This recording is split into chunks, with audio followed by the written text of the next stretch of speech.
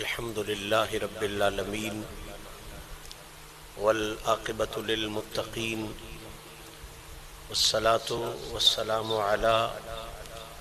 من كان نبيا وآدم بين الماء والتين وعلى آله الطيبين الطاهرين وأصحابه وأزواجه وأولياء ملته أجمعين. أما بعد فأعوذ بالله من الشيطان الرجيم. بسم الله الرحمن الرحيم. لقد رضي الله عن المؤمنين إذ يبايعونك تحت الشجرة. صدق الله العلي العظيم وصدق رسوله النبي الكريم. إن الله وملائكته يصلون على النبي يا أيها الذين آمنوا صلوا عليه وسلموا تسليما.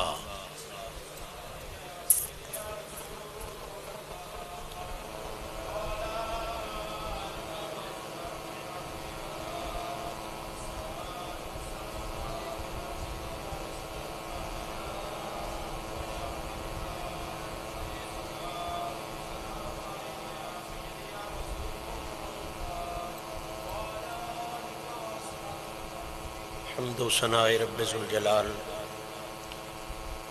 اور ہدیہ درود و سلام بحضور سرور کائنات فخر موجودات شافع روز جزا محبوب رب اولا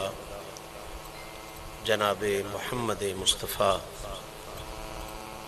صلی اللہ تعالی علیہ وآلہ وصحبہ وسلم پیش کرنے کے بعد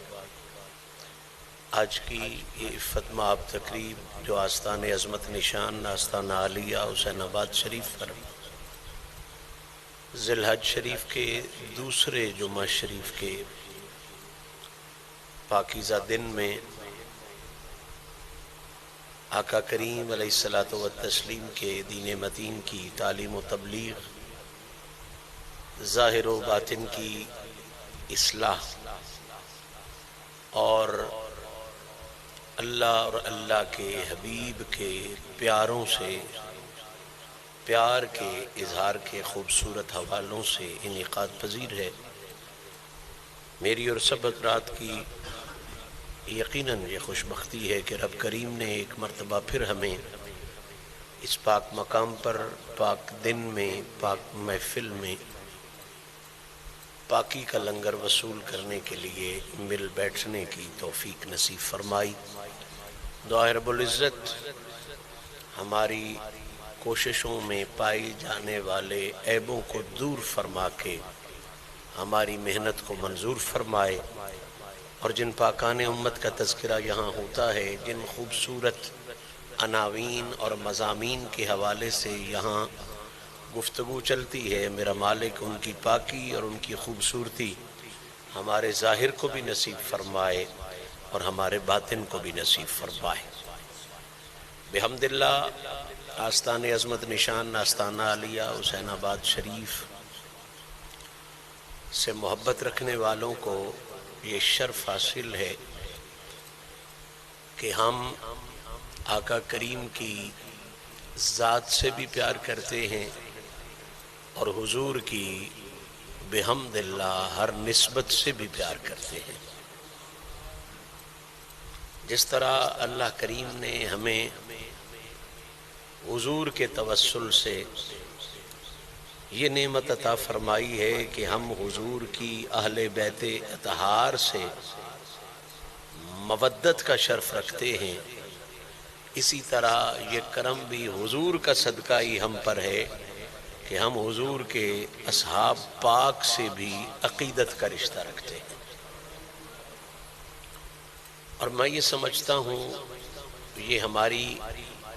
محنت کا اجر نہیں ہے، ہم اس قابل ہی نہیں ہیں، یہ صرف اور صرف اس نسبت کا اثر ہے جو نسبت ہمیں اولیاء کاملین کی نصیب ہوئی ہے. آپ اچھی طرح جانتے ہیں کہ پچھلی نشستوں میں ہم ائمہ اہل بیت اطہار خاص طور پہ امام رضا پاک کے حوالے سے، پھر امام موسیٰ کاظم پاک کے حوالے سے جن جن کے ایام کی نسبت آتی رہی کوشش کرتے رہے کہ ان کی بارگاہوں میں سلامی پیش کرتے رہیں، اپنی گنتی ان کے غلاموں میں کرواتے رہیں۔ بالکل اسی طرح آج جس خاص بارگاہ میں سلامی پیش کرنے کی نیت لے کے حاضر ہوں، یہ بھی اسی جذبے کے تحت ہے، اسی ذوق کے تحت ہے، اسی فکر کے تحت ہے کہ آقا آپ پہ بھی صدقے ہیں اور جو جو آپ کا ہے ہم اس پہ بھی صدقے ہیں۔ تاریخ اسلام میں آقا کریم کے محبوب ترین صحابی، میں ذرا لفظ یار سے احتیاط کرتا ہوں،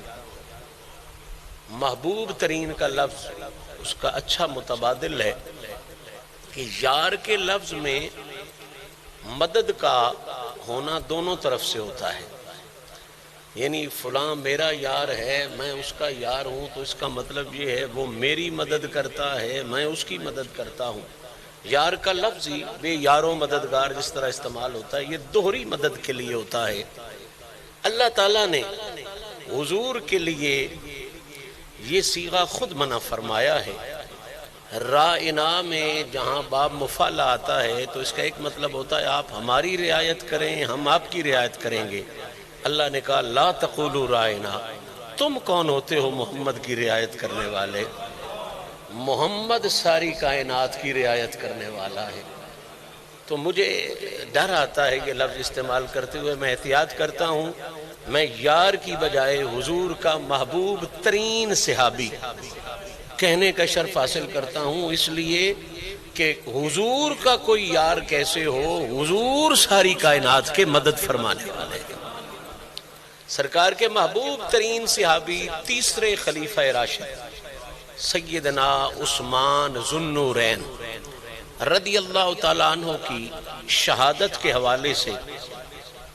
دو روایات پائی جاتی ہیں۔ ایک روایت آپ کی 17 ذو الحج کی ہے اور ایک روایت آپ کی 12 ذو الحج، یہ جو آج کا دن ہے اس کی پائی جاتی ہے، لیکن مضبوط روایت 12 ذی الحج کی میں اس لیے قرار دے رہا ہوں کہ جو دن ساتھ لکھا گیا ہے اور جو آپ کی مدت خلافت کی تکمیل کے حوالے سے لکھا گیا ہے، اگر اس کا ہم قمری نظام سے حساب کریں تو وہ 12 ذو الحج کا ہی دن بنتا ہے جس دن سیدنا امیر عثمان کی شہادت ہوئی ہے۔ آج کل جدید دور میں اردو دائرہ معارف اسلامیہ نے بڑی تحقیق اور بڑی تدقیق کے بعد جو تاریخیں نکالی ہیں، مضبوط تاریخیں، انہوں نے بھی سیدنا امیر عثمان ذو النورین رضی اللہ تعالی عنہ کی شہادت کی تاریخ 12 ذی الحج لکھی ہے۔ تو ہمیں 12 ہو یا 17 ہو اس اختلاف میں تو نہیں پڑتے، یہ ضرور کہیں گے کہ 12 کو اگر دن جمعے کا آ گیا ہے اور امت مسلمہ اکٹھی ہوئی ہے اور مستحکم روایت بھی آپ کی شہادت کی ہے، تو ہم آج کے دن میں کوئی اور مضمون منتخب نہیں کر سکتے۔ ہم آج کے دن میں جو روایت کے مطابق آپ کی شہادت کا دن بن رہا ہے، ہم آج سلامی پیش کریں گے تو حضور کے اسی محبوب ترین خلیفہ راشد کی بارگاہ میں سلامی پیش کریں گے کہ جن کو میرے نبی نے بے شمار عزتوں سے بھی سرفراز فرمایا ہے اور بے شمار بلندیوں سے بھی سرفراز فرمایا۔ سیدنا عثمان ذو النورین کی عزت و عظمت، جس طرح کہ ہمارا اسلوب ہے، طریقہ ہے، ہم حکایات میں نہیں پڑھتے، کہانیوں میں زیادہ نہیں جاتے۔ ہمارا اسلوب اور طریقہ یہ ہے کہ پہلے قرآن سے پوچھتے ہیں اور پھر اس ہستی کی عزت و شان آقا کریم کی مقدس زبان سے پوچھتے ہیں۔ تو قرآن کے حوالے سے جب ہم سیدنا عثمان ذو النورین کی عزت و عظمت کو سمجھانے کی کوشش کرتے ہیں تو بلا شبہ سابقون الاولون میں بھی حضرت عثمان کا صحرا نظر آتا ہے۔ ابھی 40 بھی پورے نہیں ہوئے تھے کہ عثمان کو اللہ تعالیٰ نے اسلام کا شرف عطا فرمایا ہے۔ اولین مؤمنین کی فہرست میں سیدنا عثمان ذو النورین ہیں۔ ہر حوالے سے جو اچھی بات نظر آتی ہے، قطعاً مبالغہ نہیں کرتا،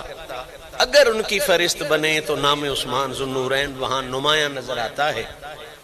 قرآن کی جتنی آیات میں شان اصحاب رسول بیان ہوئی ہے وہ بے شمار آیات ہیں، کوئی دو چار آیات نہیں ہیں، بے شمار آیات ہیں۔ جہاں بھی شان اصحاب رسول بیان ہوئی ہے وہاں یقیناً پہلے نمبروں میں شان عثمان بیان ہوئی ہے، کیونکہ یہ پہلے افراد میں سے ہیں۔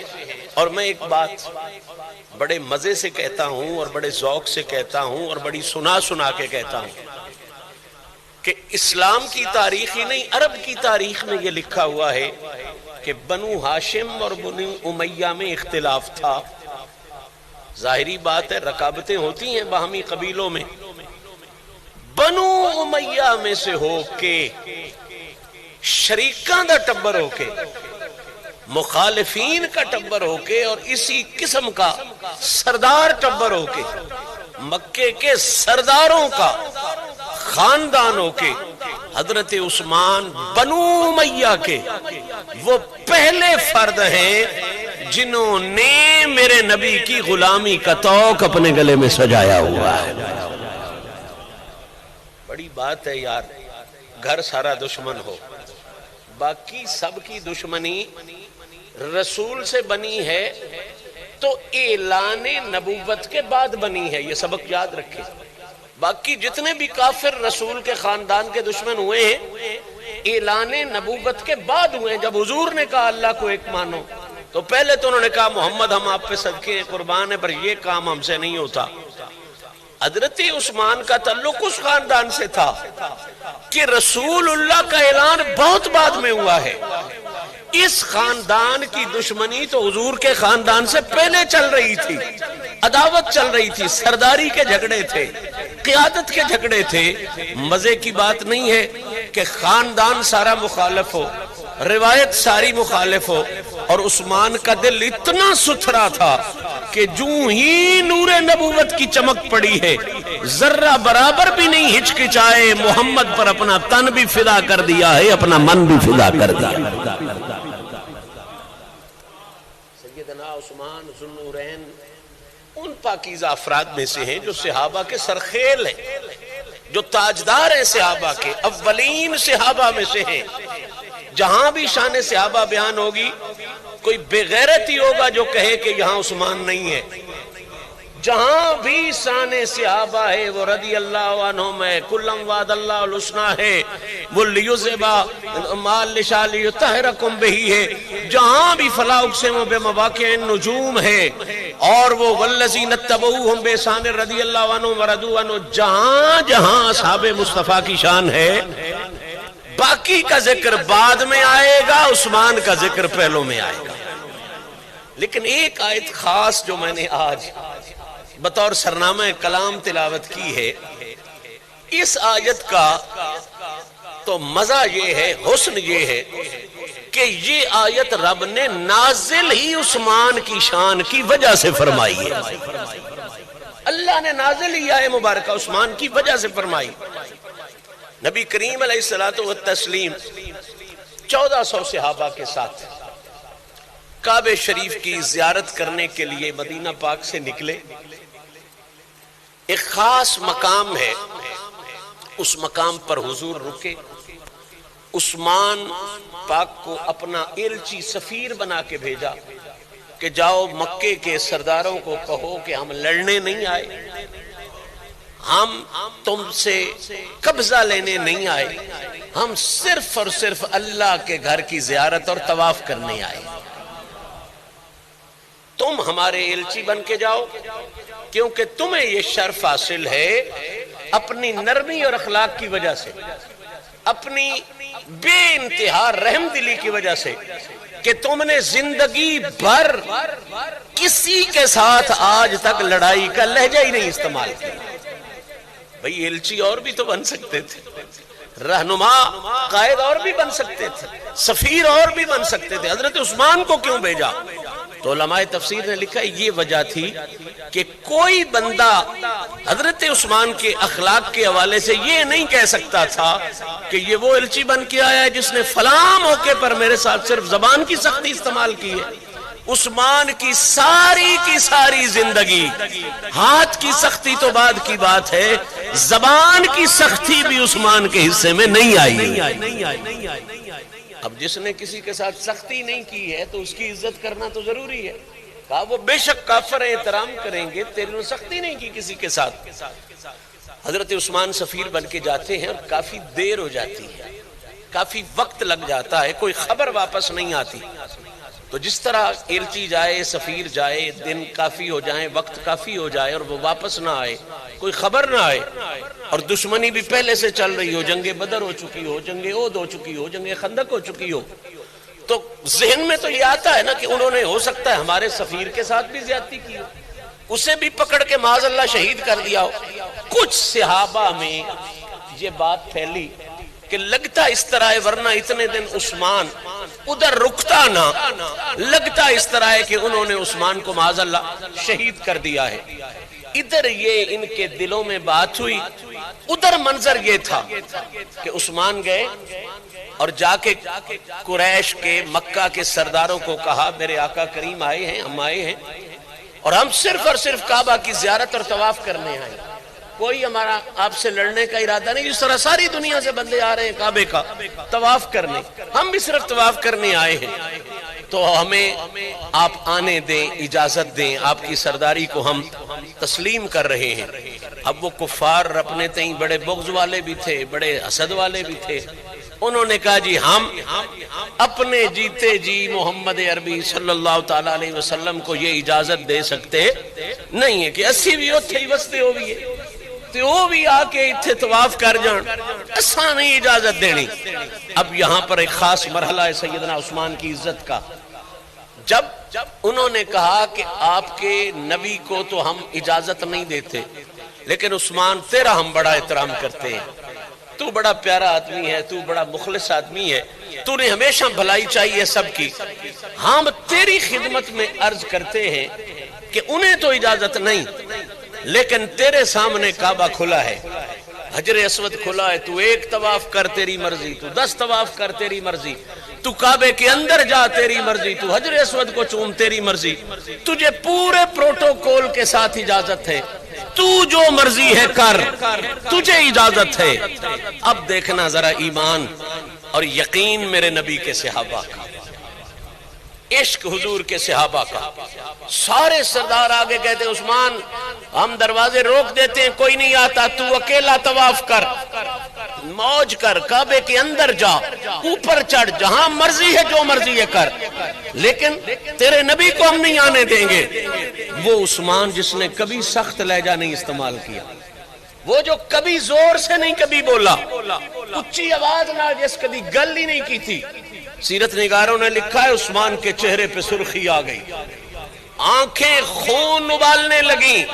اور قریش کے سرداروں کو مخاطب کر کے سمجھا، کہا اوے قریشی سرداروں تم نے عثمان کو سمجھا کیا؟ تم نے میرا اور نبی کا رشتہ سمجھا ہی نہیں ہے۔ جناب کیا ہو گیا؟ کعبہ ہے، تیرے اللہ کا گھر ہے، تمہارے لیے اب وہ کعبے کی طرف منہ کرنے والا حکم بھی آ چکا ہے، اب تو بیت المقدس بھی نہیں قبلہ رہا، اب تو تمہارا یہ قبلہ ہے، اس کی زیارت کر، طواف چوم۔ صدقے جاؤں عثمان والا عقیدہ آج اگر ہے تو صرف اور صرف اولیاء اللہ کے غلاموں سنیوں کے پاس ہے۔ فرمایا میں اس کعبے کو جانتا ہی نہیں جو محمد کے وسیلے کے بغیر مل رہا ہے۔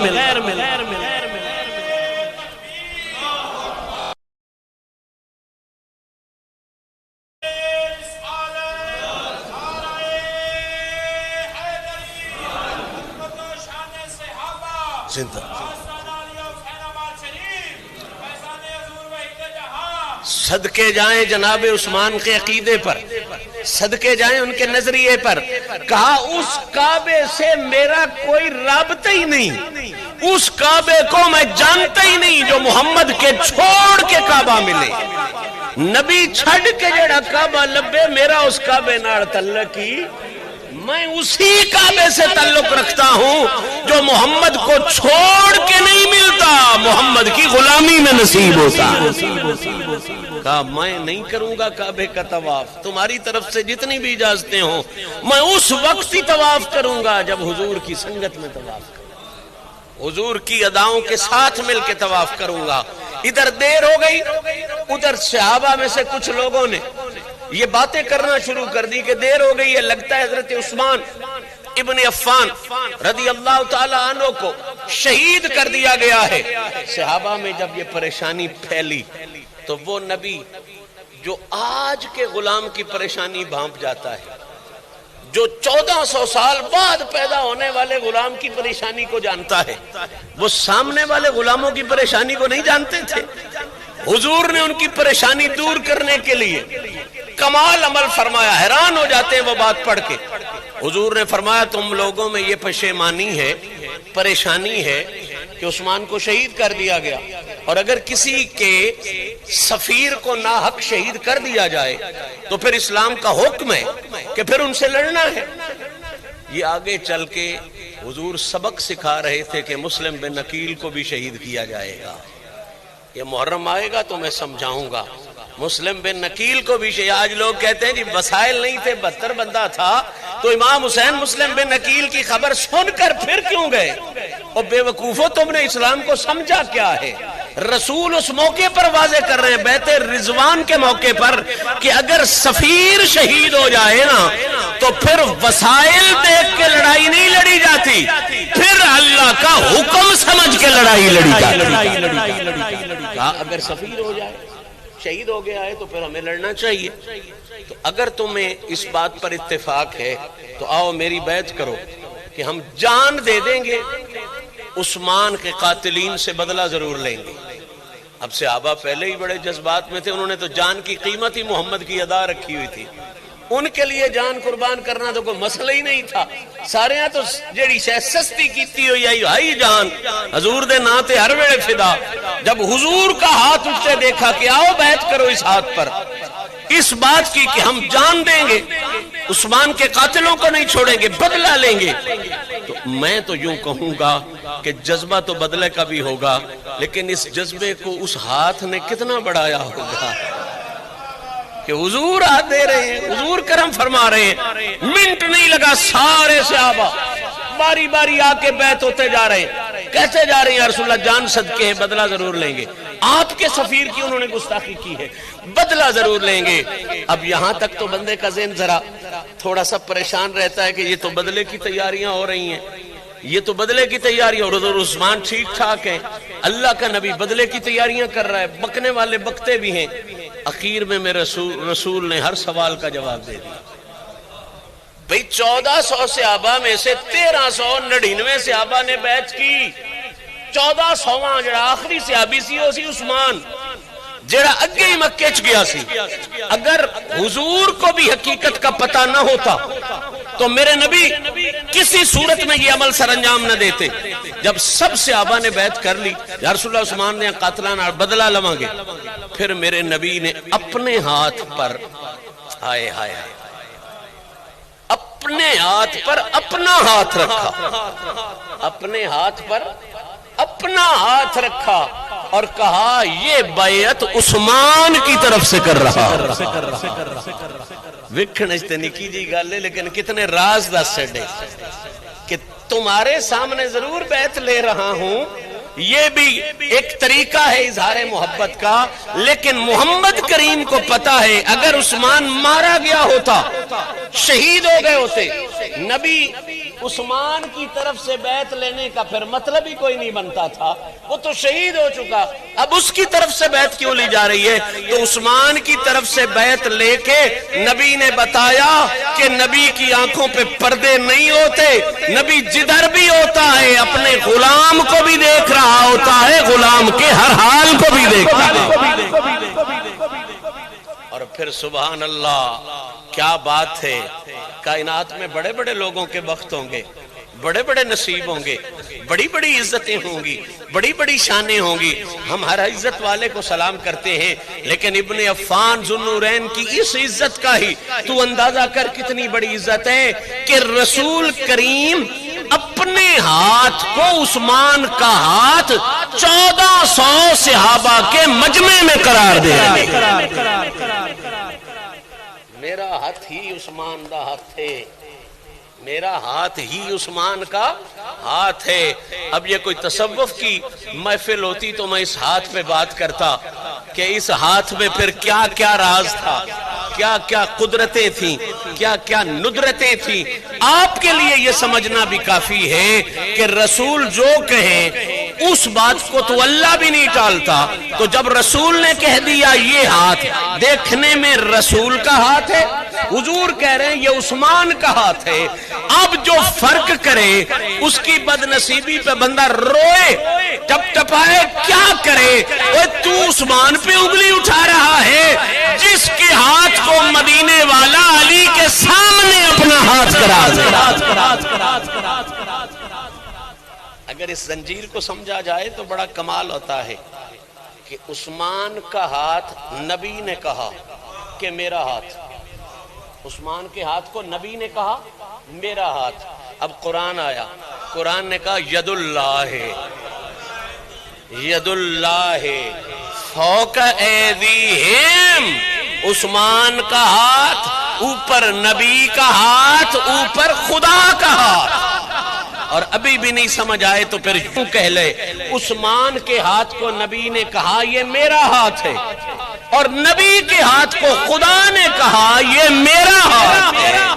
اب ذرا جوڑنا, غنی کا ہاتھ نبی کا ہاتھ, نبی کا ہاتھ خدا کا ہاتھ. جو لڑ رہا ہے عثمان سے بغض کر رہا ہے وہ ابن عفان سے تو نہیں لڑ رہا, وہ تو ذات رحمان سے لڑائی کر رہا ہے. اس مرحلے پر جب حضور نے یہ بیعت لی, اور یہ بیعت کس کے لیے کیا وجہ بنی, حضرت عثمان. اس بیعت کی وجہ کون بنا, حضرت عثمان ذو النورین. جب یہ بیعت ہو رہی تھی, یہ مناظر دیکھے جا رہے تھے کہ عثمان کے ہاتھ کو اپنا ہاتھ حضور قرار دے رہے ہیں, اور 1399 صحابہ حضور کے ہاتھ پر جان کی بازی کھیلنے کی, قربانی کا اعلان کر رہے ہیں. اس وقت میرے رب نے آیت نازل فرمائی, فرمایا لقد رضی اللہ, لقد رضی اللہ عن المؤمنین اذ یبایعونک تحت الشجرہ. اے پیارے حبیب, اللہ حد تو بڑا راضی ہو گیا. یہ لقد کا معنی بھی میں کر رہا ہوں نا ساتھ میں, اللہ بڑا راضی ہو گیا, اللہ بڑا راضی ہو گیا. بدبخت کہتے ہیں جی راضی اس سے بندہ ہوتا ہے جس سے ناراض ہو. کئی دفعہ میرا بیٹا میرے پاس کوئی اچھا کام کر کے آتا ہے, ماں نہ پترا میں راضی ہوں, راضی ہویا تیرے تے. ادائے مطلب تے نہیں میں کوئی سویرے نہیں جا سو دینا. تسی اپنے ماحول معاشرے بھی آتے ہو جڑا کوئی سنگی برا سونا کام چنگا کر گا نبیلی راضی کر چھڑے, راضی کر دیتے ہیں. اس کا یہ مطلب تو نہیں ہوتا کہ تو ناراض ہے تو اب راضی ہوا. راضی ہوا کلچر میں اس وقت بولا جاتا ہے جب کوئی اگلا بندہ کمال کا کام کرے, منادہ یار رجا چھڑے, راضی کر چھڑے, خوش کر چھڑے. لقد رضی اللہ عنہ المؤمنین, رسول کے لیے رب کہہ رہا حبیب انہاں دس رب پیاد دا نبی دیاں نوکراں میں رب نو تساں خوش کر چھڑے. تم نے اپنے رب کو راضی کر دیا, خوش کر دیا, اللہ تم پہ بے حد خوش ہو گیا. اب میں اس مقام پر روک کر یہ جملہ کہنا چاہتا ہوں, اور پوری دنیا تک میرا پیغام پہنچ رہا ہے سوشل میڈیا کے حوالے سے. اللہ جنہ تے راضی ہویا ہے, اللہ جنہ تے ڈاڈا خوش ہو گیا ہوئے. کوئی بدبخت ملوانا لفنٹر انہاں نہ ریج بھی رہا روے تو انہاں دا جان کیڑا کر لینا سا, انہاں دی نقصان کیڑا کر لینا جدے تے رب راضی. اے تے جٹ پیر بھی آگ نہیں گیا میاں محمد بخش تو بیلی تے سب جگ بیلی, اون بیلی بھی بیلی او ادا میں بیلی ہاں. میں نہ تے راضیاں چار کوئی تھپیڑے مارنے والے ریج بھی ہوئے رہن جان انہاں دا کیڑا ہے یہ فرق ضرور ہو جاسی قیامت تک جیڑے عثمان تے خوش ہیں او کسے ہوری دی پارٹی نہیں اور رب ذوالجلال دی پارٹی میں شامل ہو گئے ان المؤمنین اللہ دا میں بڑا خوش یا اللہ کنہ تے خوش ہے فرمایا آ جڑے رکھے تھلے تحت الشجرہ رکھ دے تھلے یبایعونا کا میرے سجدے نہیں پہ کر دے محمد دے ہاتھ تے ہاتھ رکھ کے بیعت پہ کر دے یبایعونا کا چا سڑی گالے ہے نا کہ رکھے تھلے کر دے کی پین بیعت کر دے پین رسول دی بیعت کی دی کر دے پین بیعت کر دے پین سونے نبی دی رخ درخت کے نیچے بیعت کر رہے ہیں پیارے نبی کریم صلی اللہ علیہ وسلم کی بیعت کے لیے ہاتھ استعمال ہو رہا ہے حضور کا دست مقدس استعمال ہو رہا ہے حضور کا اور اللہ کیا کہہ رہا ہے جو حضور کے ہاتھ میں ہاتھ ڈال کر بیعت کر رہے ہیں بیعت کرنے والوں پر اور حضور کے ہاتھ سے محبت رکھنے والوں پر میرے دو انعام تو شروع میں یاد رکھو پہلا کیا رضی اللہ میں انہاں تے رج راضیاں میں انہاں تے رج راضیاں دوسرا انیل مومنین جتنے اس ہاتھ کی نسبت اختیار کر رہے ہیں جن کی بیعت درخت کے نیچے ہو رہی ہے جہان کوئی بکتا ہے تو بکتا پھرے رحمان کا اعلان یہ ہے محمد کے ہاتھ سے ہاتھ لگانے والوں کو میں نے ایمان کامل کا تاج عطا فرما دیا ان المؤمنین اللہ دا انہاں دے دو شان تے ایک میں انہاں تے رج راضیاں تے دو جا انہوں میں ایمان کامل دا تاج عطا فرمایا بس وقت مکمل ہو گیا لیکن بات ایسی ہے جس کو میں چھوڑ نہیں سکتا اب سنیں جو اپنے ہاتھ سے محمد کے ہاتھ پر ہاتھ ملا کے بیعت ہو رہے ہیں ان کی شان تو یہ ہے کہ اللہ ان سے راضی بھی ہے اور اللہ انہیں ایمان کی سند بھی عطا کرتا ہے گل بڑی سمجھنا رہی ہے جو اپنا ہاتھ دے کے نبی کے ہاتھ میں جو اپنا ہاتھ چاہے وہ بلال ہو چاہے وہ عمار ہو چاہے وہ ابو ذر ہو کوئی بھی حضور کا جو صحابی اس وقت موجود ہے جو اپنا ہاتھ نبی کے ہاتھ میں دے کے نبی کی بیعت ہو رہا ہے اللہ کہتا ہے میں اس سے راضی بھی ہوں اور میں اسے ایمان کی سند بھی دے رہا ہوں بات اب سمجھنے والی یہ ہے جو اپنا ہاتھ نبی کے ہاتھ میں دے کے بیعت کر رہا ہے جب وہ اللہ کی بارگاہ میں محبوب بھی ہے ایمان کامل والا بھی ہے تو پھر ترکڑی لاؤ ترازو لاؤ فٹا لاؤ عثمان کی شان مجھے ماپ کر بتاؤ جو اپنا ہاتھ محمد کے ہاتھ میں بیعت کر رہا کے لیے دے رہا ہے وہ تو اتنا اونچا ہے تو جس کے لیے محمد اپنا ہاتھ ہی اپنے ہاتھ میں دے کے اسے بیعت کر رہا ہے اللہ نے اسے کتنی شانوں کا مالک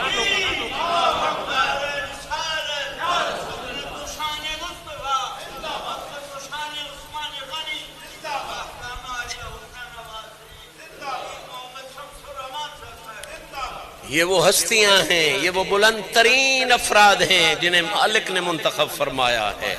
جنہیں رب نے عزتوں سے نوازا ہے لقد رضی اللہ